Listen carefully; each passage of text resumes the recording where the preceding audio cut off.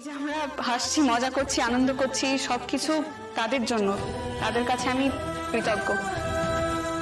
আমাদের কাস্টমাররা আমাদের ভরসা করেছেন বলেই আমাদের লাভ হয়েছে, কখনো অন্যের অভাব হয়নি। Yes, great great.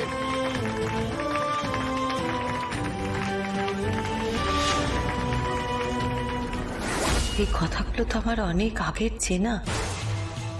অনেক দিন আগে একজন হুবু এইভাবে। ঠিক বলেছো কুসুমি। এখন যে কারণেই এসে থাকো না কেন, এই মুহূর্তটা সাক্ষী তো হতে পারলাম আমরা। আমাদের মেয়ে রাজনন্দিনী শাড়ির দায়িত্ব সামলাবে, বলো? আমি না ভাবতে পারছি না কুসুমি, ভাবতে পারছি না। আর এই শাড়ি আমাদের দেশের বিভিন্ন প্রান্তে যারা পৌঁছে দিয়েছেন তারা হলেন আমাদের ডিলাররা। তাদেরকে অনেক ধন্যবাদ জানাই। তারা আমাদের অনেক বড় জোরের জায়গা। স্যার, আমি আমাদের ডিলারদেরকে অনুরোধ করবো একবার স্টেজে আসার জন্য। হ্যাঁ, শিওর শিওর, প্লিজ। ভাগো। Thank you very much, thank you. আমাকে এত বড় সম্মান দেওয়ার জন্য আমি সত্যিই কৃতজ্ঞ। আপনারা সবাই আমাকে আশীর্বাদ করবেন যেন আমি এই মান রাখতে পারি।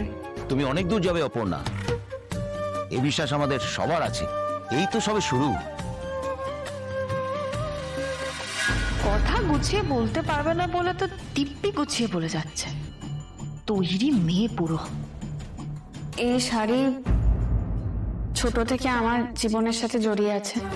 আমার বাবা বলেন একসময় এই শাড়ি বেচে আমাদের খাওয়া পড়া হয়েছে। আমরা সত্যি ঋণী রাজনন্দিনী শাড়ির কাছে। এ আবার কি কথা? শাড়ি বিক্রির টাকায় খাওয়া পড়া চলছে মানে? কি করে ওর বাবা? এই ছোট, চলো না সামনে থেকে গিয়ে দেখবো। ওদিকে যাবো। দাঁড়াও না, এখান থেকে তো সব দেখতে পাচ্ছ, শুনতে পাচ্ছ। আমার ভেতরে যাওয়ার কি দরকার? আরে সামনে থেকে দেখবো। আমাদের মেয়ে এখন কত বড় জায়গায় পৌঁছে গেছে। তুমি এসো তো, এসো এসো এসো। আজকে এই দিনটা আমি কখনো ভুলবো না। সারা জীবন মনে থাকবে এই মুহূর্তটার কথা।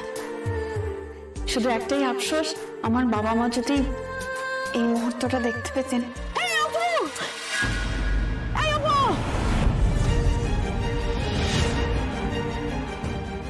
মা বাবা তোমরা? আরে সতীনাথ বাবু,